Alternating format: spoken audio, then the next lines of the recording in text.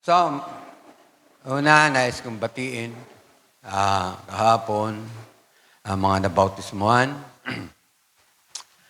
Dati sa kalalagayan, napatay sa espiritu walang kalalagayan, tumanggap po ang mga nabautismuhan ng buhay na walang hanggan. Palakpan natin ang Panginoon. Right. So alam natin, sa bautismo, sa paghuhugas, sa tubig ay ang paghuhugas ng kasalanan. At ito rin ay isang kamatayan ng kanyang sarili upang sa pag-ahon niya sa tubig ay taglayin ang panibagong buhay. So talaga nakaka-amaze talaga. Kaya ako'y nagagalak, bagamat hindi ako nakasama kahapon, natutuwa na rin ako. Marami namang manggagawa, nandiyan si Brother Entoy, talaga nang very active yan, ang ating kapatid na yan. So, medyo nagkaroon lang ako ng struggle sa maraming ginagawa. Ngayon ako itatayo upang mangaral, may maikling pangangaral. Ang tatalakayin ko sana ay tungkol sa aklat ng buhay, which is the book of life. Kaya lang hindi ko ito napaghandaan. Kaya eternal ko na lang muna, nag-part 2 ko doon sa pinangaral ko tungkol sa the holy calling of God. Siguro next time, kasi napakahalaga nito. Medyo baka mahirapan ako, lahat tayo mahirapan sa pag-i-insight ko tungkol sa pakita mo nga, Brother Joshua, sa Exodus chapter 32, verse 32. Siguro sa susunod ang tatalakayin natin. Para ipauna ko na, para sa susunod. Ngayon, kung iyong ipatatawad ang kanilang kasalanan, at kung hindi ay alisin mo ako, isinasama ko sa iyo, sa iyong aklat na sinulat mo. Paki-English nga kapatid, English lang. Ito is si Moses, nung nasa panahon na naglalakbay sila at nandun yung mga katigasan ng ulo, pagsasalangsang sa maraming bagay. Nakiusap siya sa Diyos na kung lalapatan ng parusa ang mga Hudyo noong panahon na yon, nakiusap siya na, sabi niya, alisin mo ako, blot me, and I pray thee, out of thy book, which is thou hast written. So, merong aklat ng buhay. So, nakatala tayo sa buhay na walang hanggan. Pero hindi natin yan tatalakayin ngayon. Susunod na lang. So, pakialis mo na kapatid, inano ko lang. Doon sa mga nabautismo ang kapo, nais kong bigyan ng kaunting insight. Alam ko, bago kayo nabautismo ang tumanggap, alam ko na naging handa ang inyong sarili. Dahil alam natin na ang pagsuko natin sa Panginoon ay tayo ay magsisi. Dahil ang bautismo sa tubig ay tanda ng pagsisisi at kapatawaran ng kasalanan. So alam ko siguro, hindi ko man kayo nakausap kahapon, nagawa niyo ito. So, binabati ko kayo. Alam kong sa maraming panahon na pag-a-attend nyo dito na nalalaman nyo ito. Kaya, kayo idinagdag na muli sa kaharian ng Diyos. Dati kayo ay nasa labas ng kaharian ng Diyos, nang kayo ay mabautismuhan, kayo ay nakapasok sa kaharian ng Diyos. So, napakahalaga na tayo ay maging kabilang sa pinaghaharian ng Diyos. At mula sa kamatayan, pakilagay mo nga sa Romans chapter 6, verse 4, 5 and to 6. Romans chapter 6. Yan. Sabi dito, tayo ngayon nangalibing nakalakip niya sa pamamagitan ng bautismo sa kamatayan. Bakit sinabi dito na bautismo sa kamatayan? Dahil ang ibig sabihin dito, nang tayo ay ilubog sa tubig, ng bautismo ng tubig, nang ilubog tayo, at sa pag-ahon natin, yung pag-ahon natin sa tubig, ay tinanggap natin ang panibagong buhay. Ang panibagong buhay. So, ngayon, binabati ko kayo, kinukongrats ko kayo, kasi meron na kayong buhay na walang hanggan. Amen ba? Palakpan natin mga kapatid, ng ating kapatid. Right. Na kung paano si Kristo ay nabuhay na maguli sa mga patay sa pamamagitan ng kaluwalhatian ng Ama, ay gayon din naman tayo makakalakad sa panibagong buhay. So this is the very starting point ng buhay natin. Na natutuwa ko na nagagalak ang mga kapatiran. Masaya dahil may idinagdag na naman sa kalan ng Diyos. Palakpan natin muli, mga kapatid. Thank you, Lord. Bago ako mag-umpisa, nais kung anyayan ang bawat isa, tayo manalangin. Tumayo. Is Lord, hallelujah, manaming Diyos na banal, aming Panginoon, muli sa araw na ito. Muli po kami nagpapasalamat sa biyaya, sa pag-iingat mo, sa maraming bagay na mabuti, na nandun po, Panginoon, na hindi mo kami pinabayaan, patuloy mo pinagkakaloob sa amin, ang mga pagpapala ay nandun po, Panginoon, ang aming pananampalataya. Bagamat nakita mo ang aming mga kainaan, dahil sa aming mga karupukan sa laman na ito, O Diyos, ngunit dahil sa tinanggap namin ang pananampalataya na mula sa iyo, Panginoon, ay hindi magwawagi ang anumang mga bagabag sa aming buhay po, Panginoon. Dahil alam namin po, O Diyos, sasamahan mo po kami. Lalo na sa araw na ito, sa muli namin pagtitipong ito, alam namin, Panginoon, na sa tuwing kami ay magkakatipon, na kung saan, sa 2 o 3, ayon sa iyong salita, ikaw ay pumapagod na. Kaya muli, salamat, Ama. Muli, aming hiling po, Panginoon, ang pagpapala, ang iyong pasba sa araw na ito po, Panginoon, hanggang sa matapos ang paggawain ito. Ang iyong lingkod na narito sa likod ng pulpito, Ama, tulungan mo po na magsilita, magpahayag, tanging ikaw lamang po, Panginoon, ang makagawa nito para sa akin, hindi sa aking sarili. At maraming salamat po, Ama, aming kang pinangararangalan, pinapupurihan, aming sinasamba sa iyong dakilang pangalan. Tanging sa pangalan ng Panginoong Kristo Jesus. And everybody says, Amen. Thank you, Lord. Makakaupo ang lahat. Nais kong mag-share about kung naalala nyo nung nakaraang linggo, na ang isinare ko ay tungkol dun sa the holy calling of God, ang banal na pagtawag ng Diyos. Gusto ko lang itong dugtungan. Kasi hindi ko talaga naihanda yung tungkol sa the book of life.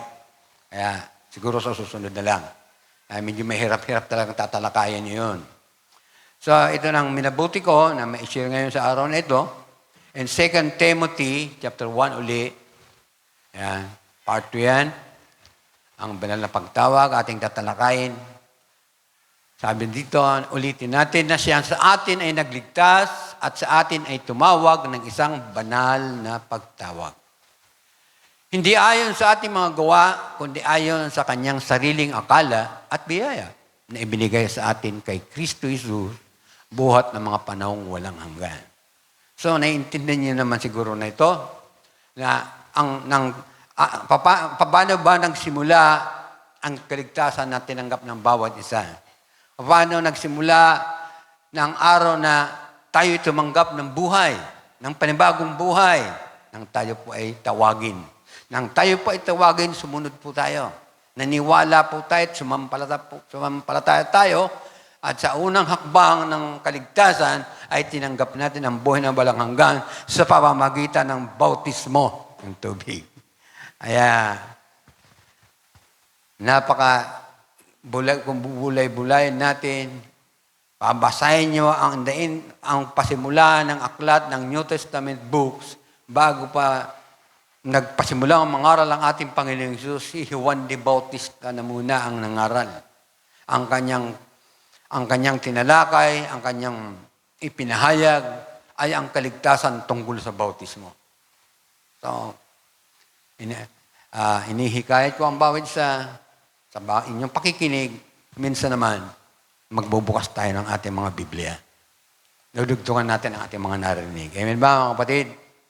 So, ano man ang ating tinanggap ay hindi ito ayon sa ating kakayanan o ayon sa ating sariling kagustuhan. Ito'y inibig ng Diyos, ito'y panukhala, at ito'y nilayo ng Diyos bago palalangin ang mundo. Naroon na tayo sa kaisipan ng Panginoon. Hindi ba kayo natutuwa? Ako lang, pag binabasa ko yan, para akong lulundag sa tuwa. Kasi ganito pala ako. Dati, ganyan ang buhay ko. Pero nang tawagin ako, pag nababasa ko yan, kahit pala ako ganun, ako pala'y tinawag ng Panginoon. May layunin ang Diyos sa akin. So, ganun din ba ang bawat isa sa atin? In John chapter 5, lagay mo sa John chapter 5, madalin natin to, baka gahulin na naman tayo ng oras. 1 John, lagay mo sa 1 John,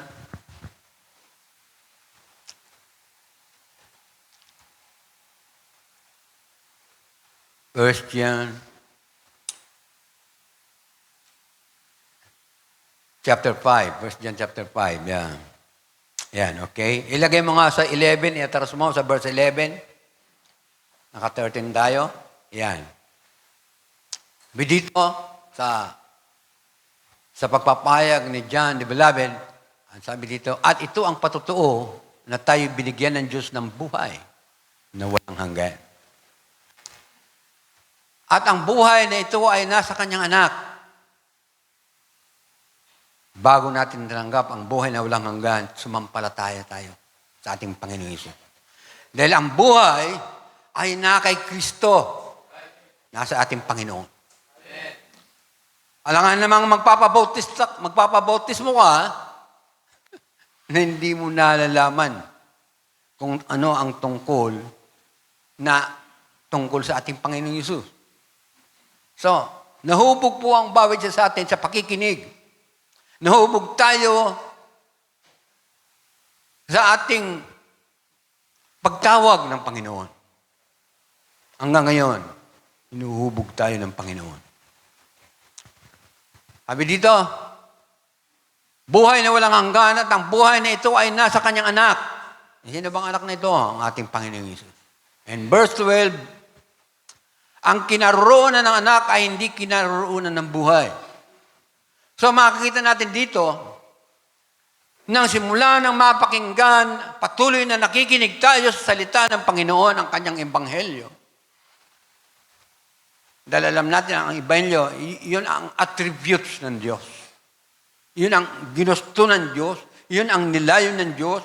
Yun ang kanyang ginawa para tayo tumanggap ng kaligtasan at buhay na walang hanggan. Kaya nang mapakinggan natin, magdesisyon tayong pabautismo, at tayo'y magpapatuloy sa paglilingkod sa Kanya. Anong sinasabi ito? Naroon sa ating puso ang ating Panginoon Hesus. Patuloy na tumitimo sa ating puso ang Kanyang mga salita at aral. Kaya sabi dito, ang kinaroroonan ng anak ay kinaroroonan ng buhay.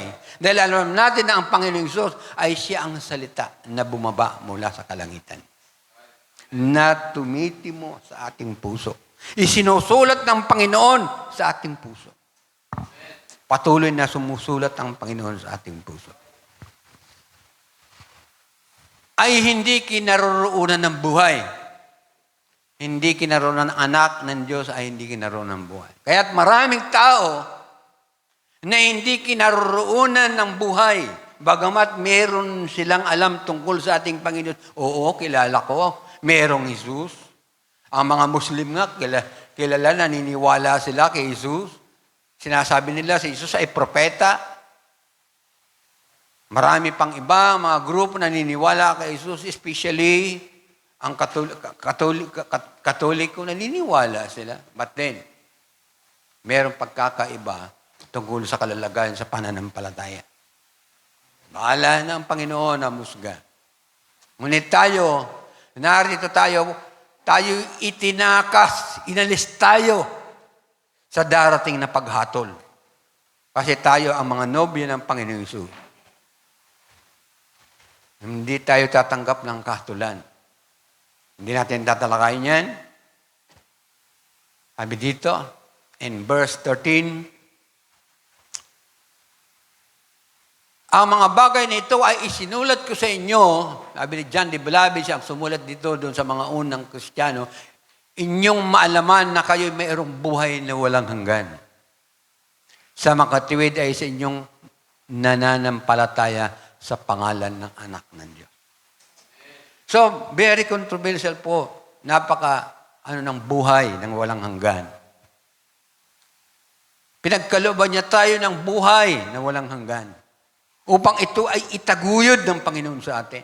Ipagpatuloy ng Panginoon sa atin. Dahil tayo ay itinalaga. But bago tayo tawagin, sinabi doon, iyon ay inihanda na. Ginawa na ng Diyos sa atin, inihanda na tayo sa kanyang kaisipan. Bagamat nagawi tayo sa mundong bumagsak sa kasalanan, ngunit narito tayo. Muli tayong hinanap at tayo'y hinirang. Amen ba? Palakpakan natin ang Panginoon. Right? In 1 Timothy chapter 2, 1 Timothy, talakayin muna natin. Sabi dito, sa makatwid ay sa inyong nananampalataya sa pangalan ng anak ng Diyos. Kung ating bubulay ng maigi na sinasabi dito, balik mo lang uli. Balik mo lang. Gusto ko lang i-insight ng maigi. Hindi, wag mo na yan. Yung dito mo na sa 1 John mo na ay ayan. Balik mo muna. Gusto ko lang maintindihan na maigi. Ayan. Ulitin ko. At ito ang patutunan tayo, binigyan ng Diyos ng buhay na walang hanggan at ang buhay na ito ay nasa kanyang anak. Na ibig sabihin dito na tayo ay sumampalataya sa Panginoon. Sa kanyang pangalan. Sa pangalan ng anak ng Diyos. Doon mo kukunin yun, kapatid. So, hindi lamang pinakikita sa kasulatan kung ating bubulay ni Megi, hindi lamang basta tayo ay naniwala sa pangalang daladala ng ating Panginoong Hesus. Kundi ang ating pinaniwalaan ay ang kanyang mga gawa behind that name. The attributes of God.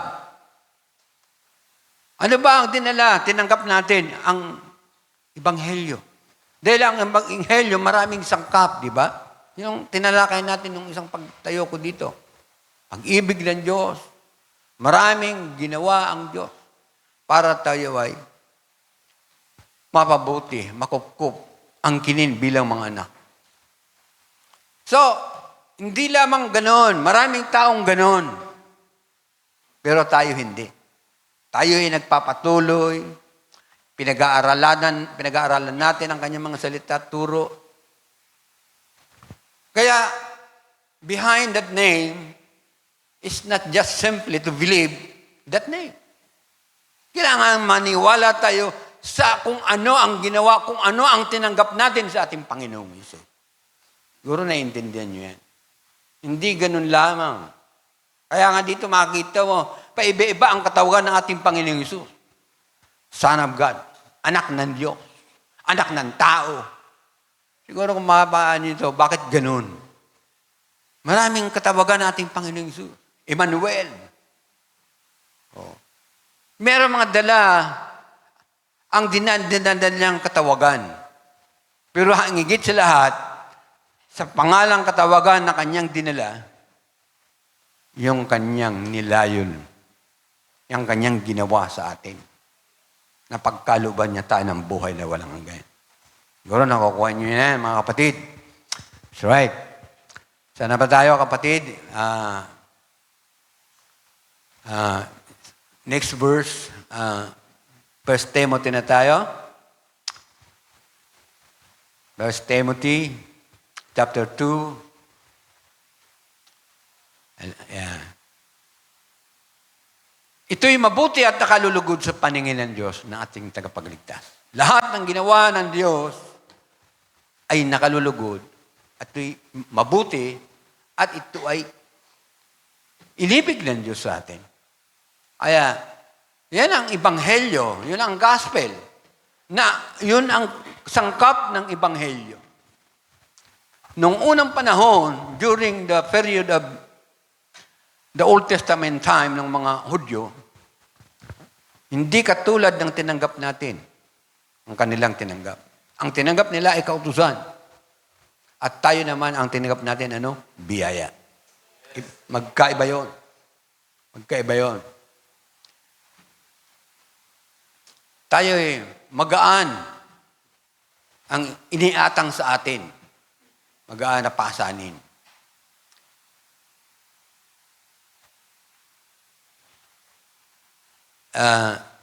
Verse 4 na tayo. Masyadong maliwanag ito, nakakaano sa mata. Ayan, sabi dito na siyang may ibig na ang lahat ng mga tao ay mga ligtas at mga kaalam ng katotohanan. Tingnan niyo mga kapatid. Nung dumating ang ating Panginoong Hesus, nandoon na ang pagpapahayag. Nilayo na ng Diyos. Ini-offer niya na ang kanyang sarili. Para inibig niya ng mga kaalam ng katotohanan. Kasi siya John chapter 14, verse 6, sabi niya, ako ang daan, ako ang buhay, at ako ang katotohanan. So, doon ipinakikilala ng ating Panginoong Hesus na siya ang tagapagligtas, ang Kristo. Dahil ang ibig sabihin ng Kristo, tagapagligtas. Naisa na ng Diyos na mga ligtas ang lahat. Ngunit maraming hindi tumatanggap, naniniwala, lumilihis, o maraming pag-aalinlangan, o ano bang mga kadahilanan.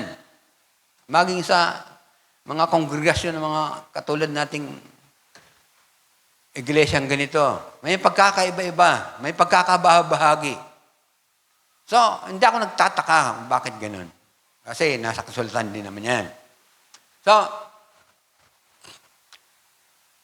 napakapalad po natin mga kapatid. Dahil narito tayo, patuloy na pinapatnubayan tayo, ginagabayan tayo ng banal na Espiritu upang sa anumang kaabalahan natin, kapaguran natin, kung ano pa man, minsan nakakatamad na talaga. Lalo kanina, umuulan. Pero dahil nandoon sa puso natin ang pananampalataya, binibigyan natin ito ng halaga. Amen ba? Napakahirap kung iisipin, pero hindi ito kayang itumbas sa biyaya nating tinanggap sa ating Panginoon. Amen ba, kapatid? So, mangilan-ilan lang ang talagang tumatanggap. Punta ka sa buong mundo. Punta ka sa China. Kaharapin mo si Xi Jinping. Ang nice ni Xi Jinping, presidente ng China, siya ang sambahin. Di ba? Punta ka sa India. Baka i-re-reject ka doon. Sasabihin nila, ang Diyos namin ay si Krishna. Napakapalad po na ang ating bansa. Dahil pinasaganan ng Diyos ang biyaya sa atin dito. Kasi nag-abroad din ako. Alam ko. Punta ako sa Saudi Arabia. Dandong ko pa lang sa immigration. Talagang bubulat-latin na yung bag mo dyan. Anything, Biblia, Bible in your bag. Kung hindi mo isusuko yan. Baka maikulong ka. Bawal doon ang Biblia. Sa Israel ngayon, ini-impose na nila na ipagbawal ang pangangaral tungkol sa ating Panginoong Hesus. Alam natin na ang Israel ay sila yung unang inangkin ng Diyos na kanyang bayan. Ngunit sila ay tumalikod. Hanggang ngayon, malabo sa kanila. Hindi nila nakikita ang katotohanan tungkol sa ating Panginoon Hesus. Kaya sabi dito, na siyang may ibig ng lahat ng mga tao, yung mga ligtas, ayaw ng Hudyo ng mga ligtas. At mga kaalam, ayaw nilang makaalam ng katotohanan. Pinakilala na ng ating Panginoon Hesus kung sino siya. Nasabi niya, ako ang daan, ako ang buhay, at ako ang katotohanan, at wala makapupunta sa Ama, kundi sa pamamagitan ko. Kaya lang rineject nila ang ating Panginoon Hesus. Naging katitisuran nila ang Panginoon Hesus. Wala nating mahabain ito, marami pa. 2:4, ano ba yan? Timothy. In Luke chapter 1, verse 77,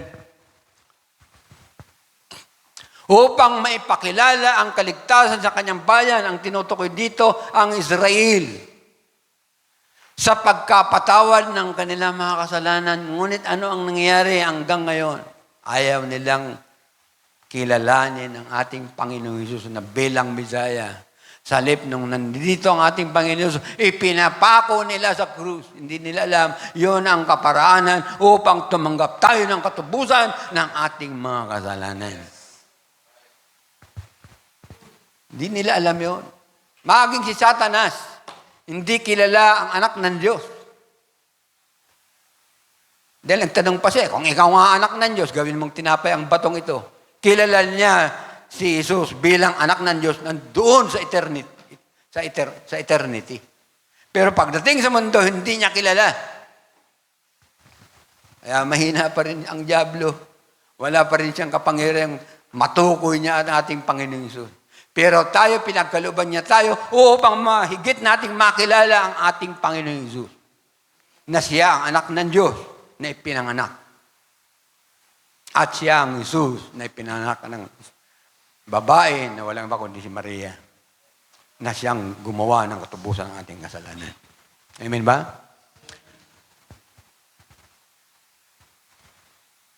To give knowledge of salvation, para mga ligtas sana sila. Ephesians chapter 2, verse 10, sapagkat tayo kanyang gawa, paki-English nga, hindi pangit ang Tagalog dito. Sa English, mas maganda yan.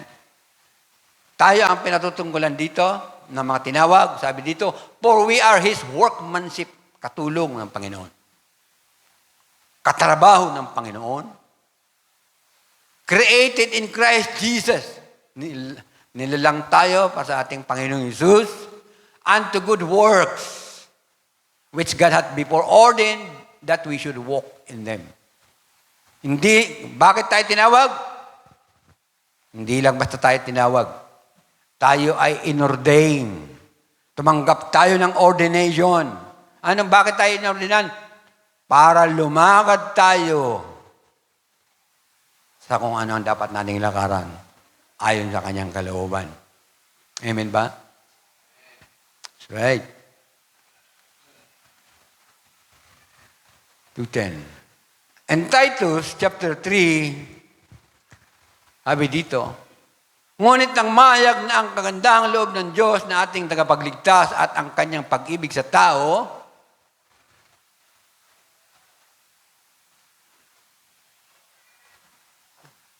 dali mo sa verse 5. Verse 5 na, kapatid. Na dahil sa mga gawa sa katwiran ng ginawa nating sarili, kundi ayon sa kanyang kaawaan, ay kanyang iniligtas tayo.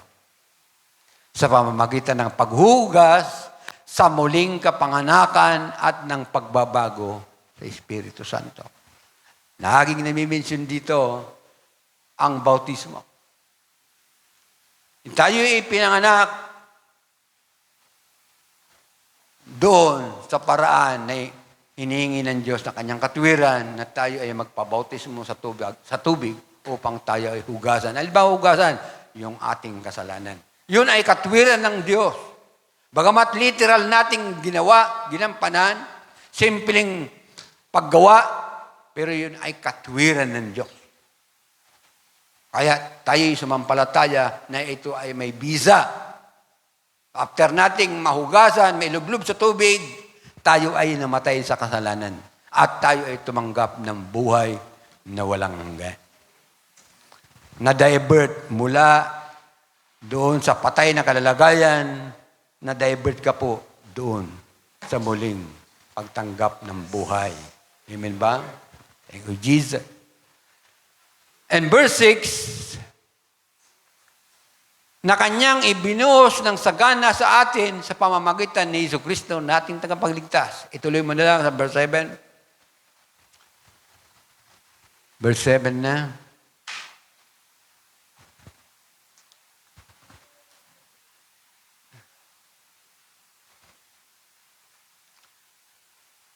Upang sa pagkaaring ganap sa atin, sa pamamagitan ng kanyang biyaya, ay maging tagapagmana tayo ayon sa pag-asa sa buhay na walang hanggan.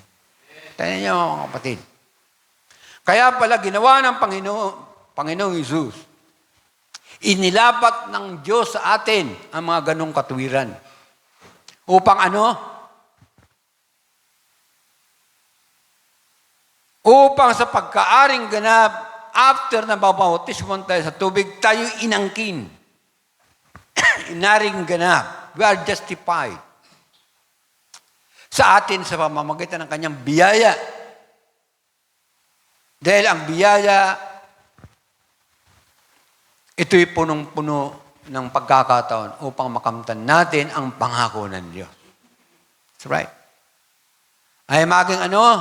Aside sa biyaya, aside sa lahat ng ginawa ng Diyos sa pasimula ng tayo ay sumampalataya, ano ang ating hinihintay? Ano ang ating inaasahan? Maging tagapagmana tayo ayon sa pag-asa sa buhay na walang hanggan. Mabubuhay tayo na wala ng kamatayan, wala ng sakit, o ano pa mang maaaring nararamdaman mong mga disorder sa buhay. Katulad ng ating Panginoong Hesus, nang siya ay mabuhay na maguli, nandoon, nakaluklok sa kanan ng Diyos. Nasa eternal na kalalagayan na. Tayo, meron pa tayong maaring mamaya, uubo-ubo ka na. Di ba? Magkakasakit tayo kasi nasa katawan tayong mahinang kalalagayan. But, meron pangako ang Diyos na mamanahin natin ang buhay na walang hanggan. Galatians chapter 2, verse 16. Madaliin natin ito para mabigyan ng oras ang mga tatayo pa. Bagamat naalaman na ang tao ay hindi inaaring ganap sa mga gawang ayon sa kautusan, ang sinasabi kasi dito, yung mga Hudyo noon, bagamat tinanggap nila ang kautusan. Pero anong sabi dito? Pinatutunggalan dito yung mga Hudyo. Sabi dito, bagamat naalaman na ang tao ay hindi inaaring ganap, lahat na yan, generally, hindi inaari ang tao. Bakit hindi sila inaari? Sa mga gawang ayon sa kautusan. Especially, binabanggit ito yung mga kautusan na ginagampanan ng mga Hudyo, maliban sa pamamagitan ng pananampalataya. So, wala palang gagawing pag-aariing ganap ng Diyos kung sila ay mananatili doon sa kautusan. Doon sa kanilang pinaniniwalaan. Ano ang masigit na importante sa atin ngayon? Maliban na sa pamamagitan ng pananampalataya kay Jesucristo. Kaya nagkaroon tayo ng pananampalataya. Yun ang masigit. Meron din mga tao na, ako ganito, naniniwala ako, mabait ako, kung ano-ano pa. Mga katwiran ng mga ibang mga tao, ganun. Pero makikita natin, wala silang pananampalataya.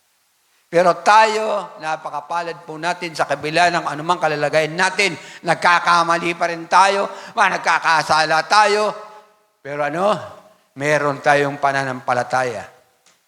Meron tayong salita na tumitimo sa ating puso, na isinulot ng Panginoon sa ating puso. Na patuloy tayong sinisikap natin magampanan, magawa ang kanyang kalooban.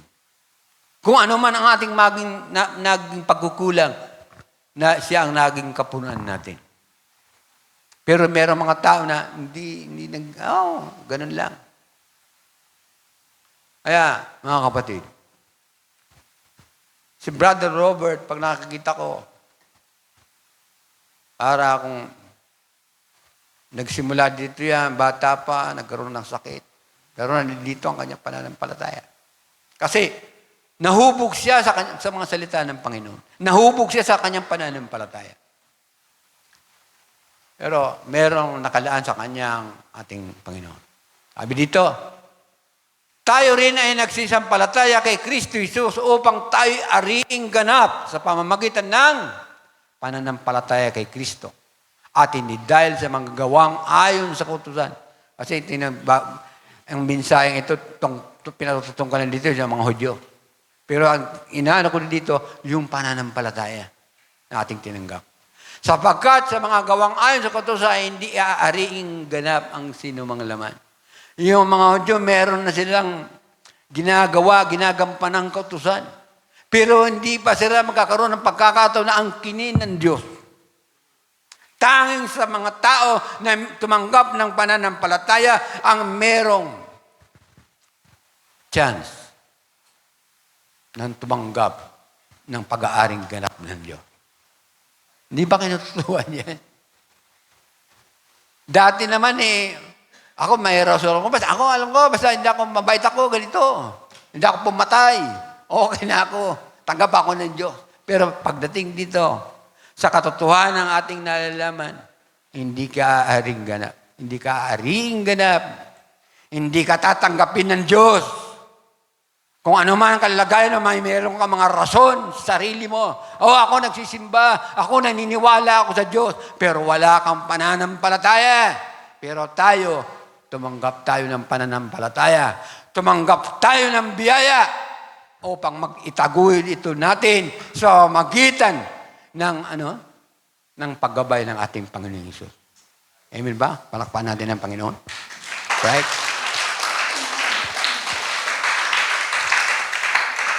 In 1 John chapter 5, ayan.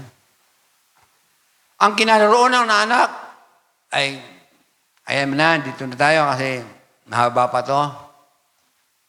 Binasa ko na yan kanina. John chapter 20 na tayo. John chapter 20, verse 31. Parehas din ito kanina. Nauna lang, binasa ko kanina. Ayan.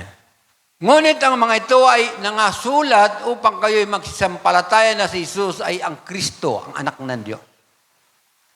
At sa inyong pagsampalataya ay magkaroon kayo ng buhay sa kanyang pangalan.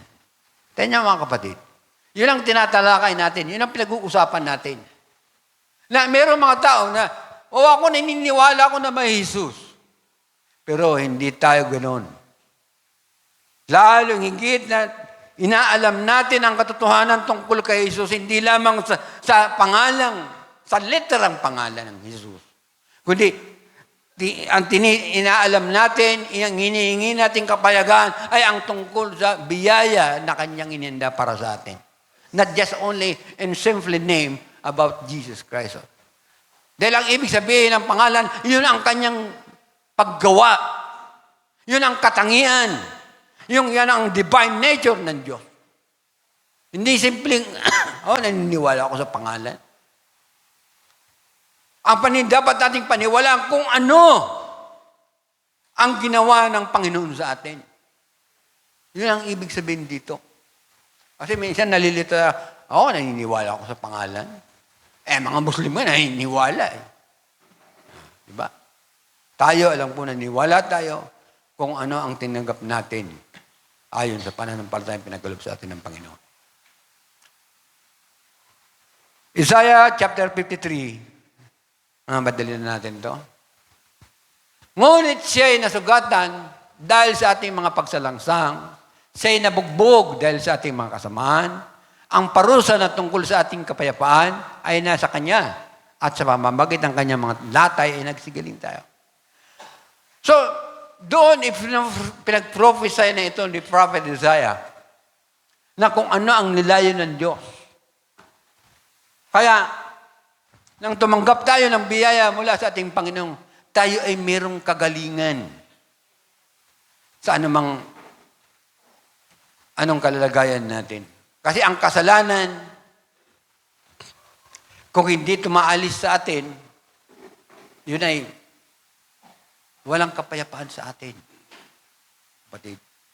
Nang gawin ito ng ating Panginoong Hesus sa kanyang sakripisyo, sa krus ng Kalbaryo, tayo ay pinagaling niya. Ibig sabihin, pinagaling, ang ating espiritual na kalagayan ay nagkaroon ng kagalingan. Hindi po yung, ibig sabihin dito yung sakit na literal. Maaaring, magpapagaling din ng Panginoon. Pero ang number one na sakit natin noon, yung spiritual illness, spiritual na, dahil sa kasalanan, tayo ay inalis na doon. Tayo ay pinagaling dahil sa kanyang sakripisyo. Mga latay, tayo nagsigali. Amen ba mga kapatid? Hindi ko na ako kung ano ang ibig sabihin nito. Verse 6, tayong lahat na gaya ng mga tupa ay naligaw. Tayo ay tumungo bawat isa sa kanyang sariling daan at ipinasan sa kanya ng Panginoon ang kasamaan nating lahat. Tingnan nyo mga kapatid. Nung hindi pa tayo narito, hindi pa natin nakikilala, hindi pa tayo tumatanggap ng biyaya, pananampalataya, ay may sarili tayong daan. Di ba? Ako nga, nangangatwiran ako noon. Na iba ang pangangatwiran ko. Maraming tao na gano'n ang pangangatwiran. Na, ang tawag doon, ligaw. Naliligaw. Dahil ang daan na pinakikilala ng kasulatan, sabi ng ating Panginoon Jesus, ako ang daan, ako ang buhay, at ako ang katotohanan. There is no other way but the Lord Jesus Himself. Siya ang daan. So, nakukuha din siguro ito. Romans chapter 3, verse 24 to 25. Palibasa'y inaring ganap na walang bayad. Ayun nyo, kahit anong yaman nyo, hindi nyo kayang bayaran kung ano ang tinanggap natin sa ating Panginoong Hesus. Walang bayad. Hindi tayo hiningan ng bayad. Sabi niya, palibasa'y inaring ganap na walang bayad ang kanyang biyaya sa pamamagitan ng pagtubos na nasa kay Kristo Hesus. Tayo niya mga kapatid. Minsan nga isinangla ko yung kwintas na ibinigay ng nanay ko. Ang ganda ng kwintas ko, hindi ko nagawang matubos. Dahil sa kawalan ng pananalapi. Naisip ko, sayang. Pero tayo, tinubos tayo yung mabigat na kalalagayan natin sa buhay. Nasa kamatayang kalalagayan. At pagkatapos ng ating kalalagayan ito, mapupunta tayo sa dagat-dagatang apoy at doon walang hanggang parurusahan. Ano ginawa sa atin ng Panginoong Hesus? Tinubos tayo. Alisin tayo para kaharapin ang gantong kahirapan. Palakpakan natin ang Panginoon. Thank you, Lord. Being justified freely by His grace through the redemption that is in Christ Jesus. Verse 25. Na siyang inilagay ng Diyos na maging pangpalubag loob sa pamamagitan ng pananampalataya sa kanyang dugo upang maipakilala ang kanyang katwiran dahil sa hindi pagpansin sa mga kasalanan ng nagawa ng nagdaang panahon. Kung tuwing tayo nagkakamali, anong nakikita ang dugo ng Panginoon sa atin. Pag nakikita sa atin na tayo ay may dugo ng Panginoon, naalis ang galit ng Diyos sa atin. Katulad ng mga unang panahon. Nung papatayin ang mga panganay ng mga Ehipto, inutusan si Moses na lagyan ng mga dugo ang mga kanilang kung saan sila nakatira. At pag nakita ng anghel na yung angel of death, sila'y linalampasan. Kaya tayo, hindi ko naman sinasabi na gagawin natin palagi ito, halimbawa. Kasi tunay talaga tayo, magkakamali pa rin tayo. Pero pag tuwing tayo ay nagkakamali, dahil sa pananampalataya na ating taglay, nilalampasan tayo. Dahil sa dugo ng ating Panginoong Hesus. Amen ba mga kapatid? Kaya meron ginawa ang Panginoon sa atin para tayo ay masave tayong talagang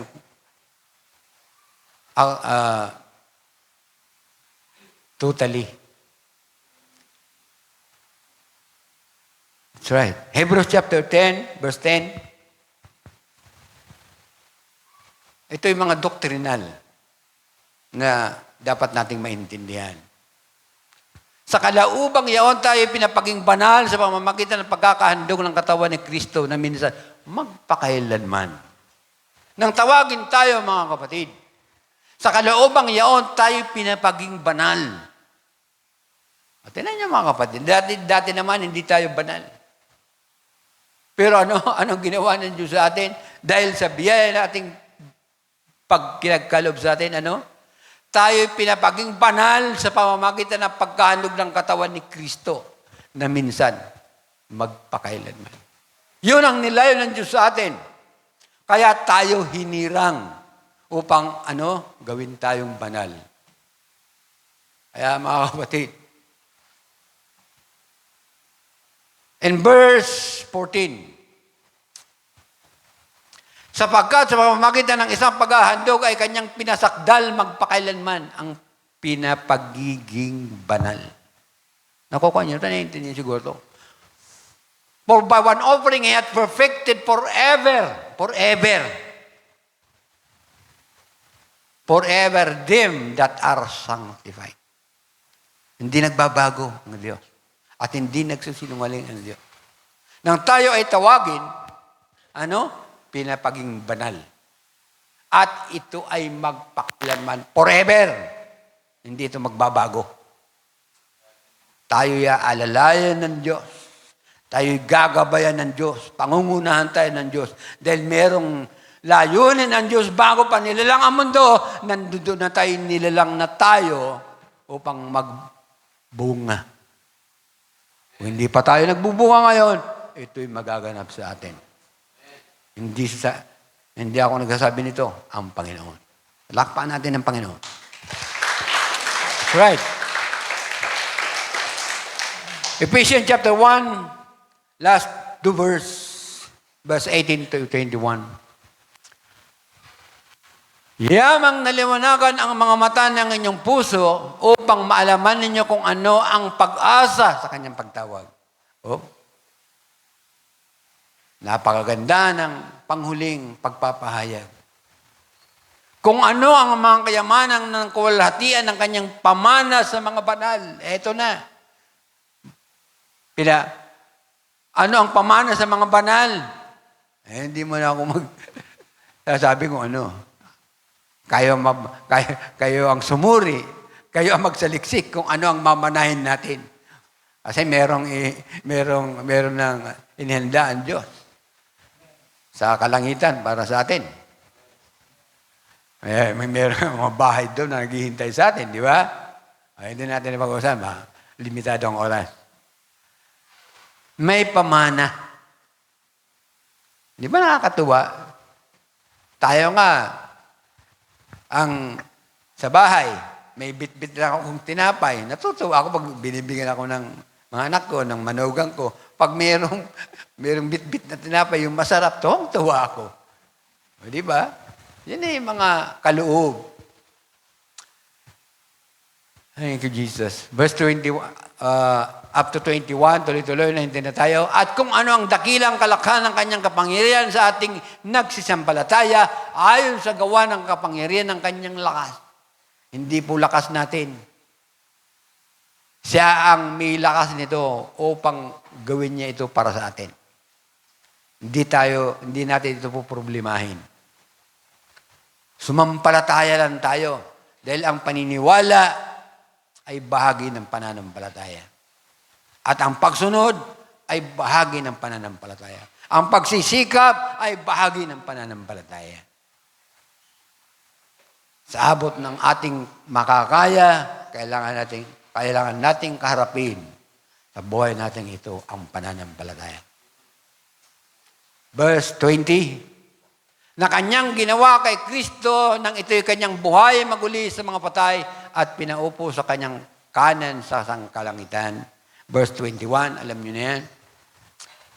Sa kaibabawan ng lahat ng pamunuan at kapamalaan at kapangyarihan at pagkasakop at sa bawat pangalan na pinangungusap, hindi lamang sa sanglibutang ito, kundi naman sa darating. Paki-English sama sa mga madali itong maintindihan sa English. For above all principality and power and might and dominion and every name that is named, that not only in this world, but also in that which is to come. Ang ginawa ng Diyos sa atin ay papangyarihin niya. Dahil siya ang merong mas mataas na kalagayan. Siya ang makapangyarihang Diyos na makagawa nito. At ito'y pinagkalob niya sa atin. Nakakaawa ang hindi pinagkaloban ng pananampalataya. Dahil may kapangyarihan ang ating Panginoon Hesus. Kaya sinasabi niya kung ano ang kanyang posisyon. Walang makakahadlang ngayon. Dahil ang kamatayan ay pinasuko niya na. Ang lahat ng gawa ng kaaway ay pinasuko niya alang-alang sa atin. Amen ba mga kapatid? 2 Timothy chapter 1 verse 19. Uulitin natin uli para gusto ko hindi niyo makakalimutan. Na siyang sa atin ay nagligtas at sa atin ay tumawag ng isang banal na pagtawag. Hindi ayon sa ating mga gawa, kundi ayon sa kanyang sariling akala at biyaya na ibinigay sa atin kay Kristo Jesus. Buhat ng mga panahong walang hanggan. So this is what predestinated by God unto us. Itinalaga na ito ng Diyos para sa atin. Kaya yung mga nabautismong kahapon, kayo ay tinawag. Anong pagkatawag sa inyo? Banal na pagtawag. Palakpakan natin sila. That's right. Yun ay itinalaga na ng Diyos bago palalangin ang mundo upang kayo ay tumanggap ng buhay na walang hanggan. In John chapter 15, verse 14 up to 16, last verse tayo. Sabi dito, nagbago ngayon ang ating kalalagayan. Kayo aking mga kaibigan, kung gawin ninyo ang mga bagay na aking iniutos sa inyo. Maging kaibigan tayo ng Panginoon. Kaibigan. Kasintahan. Nagkakaroon ng intimate relation. Yan ang ibig sabihin ng kaibigan. Di ba? Tayo ay kinikilalang nobya ng ating Panginoon. Kayo aking mga kaibigan, kung gawin ninyo ang mga bagay na aking inutos sa inyo. Tuloy. 15. Hindi ko na kayo tatawagin mga alipin. Tayo ay dating alipin. Patapos na ako, kapatid. Sapagkat hindi nalalaman ng alipin kung ano ang ginagawa ng kanyang Panginoon. Ngunit tinatawag ko kayong mga kaibigan. Sapagkat ang lahat ng mga bagay na narinig ko sa aking Ama ay mga ipinakilala ko sa inyo. Napakapalad natin, mga kapatid. Dahil ipinahayag sa atin kung ano ang tinanggap niya mula sa Ama. Dahil ang buhay ay kinaroroonan sa anak ng Diyos na walang iba kundi ang ating Panginoong Jesucristo. Verse 16, last verse tayo. Ako'y hindi ninyo hinirang, ngunit kayo hinirang ko at aking kayong inihalal upang kayo magsiyaon at magsipagbunga at upang manatili ang inyong bunga, upang anumang inyong hingin sa Ama sa aking pangalan ay maibigay niya sa inyo. Kung ayon sa kalooban ng Panginoon, hindi ito pagkakait sa atin ng Diyos. Kung tama ang ating puso, tama ang ating paglakad sa pananampalataya, anumang hingin natin na ayon sa kalooban ng Diyos, ito'y tatanggapin natin. Palakpan natin ang Panginoon. Thank you, Lord. Hindi na akong papawid. Samahan niyo lang ako na manalangin, Ama namin Diyos. Nakapo na lang kayo. Diyos, Ama, marami pong salamat muli sa araw na ito. Na muli, Panginoon, kinatagpo mo ang bawat isa sa amin at muli mo kami pinagpala. Dahil alam namin po, Panginoon, lagi kang handa upang magkaloob ng pagpapala sa amin, Panginoon. Patuloy po kami humingi, Panginoon, sa iyo. Sa una ng aming mga buhay na ito, ay patuloy mo po kaming gabayan. Pangunahan sa lahat ng aspeto ng aming buhay, sa lahat ng aming kakaraping mga pagsubok po, Panginoon, wala po kaming kakayanan. Kundi ikaw po, Panginoon, ang gagawin at gagawa para sa amin.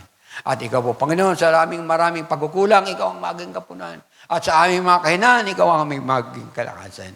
Sa aming pinagkatitiwala muli sa iyo po, Panginoon, aming mga sarili muli. Sa araw na ito, nagpapasalamat po kami, O Diyos, sa biyaya na tinanggap namin mula sa iyo. Patuloy mo po kami, Panginoon, kinakatagpo. Maraming pong salamat. Aming initanata ang aming parangal, papuri, at pagsamba sa iyong dakilang pangalan. Tayong sa pangalan ng Panginoong Kristo Jesus. And everybody says, Amen. Palakpan natin ang Panginoon. Thank you, Jesus.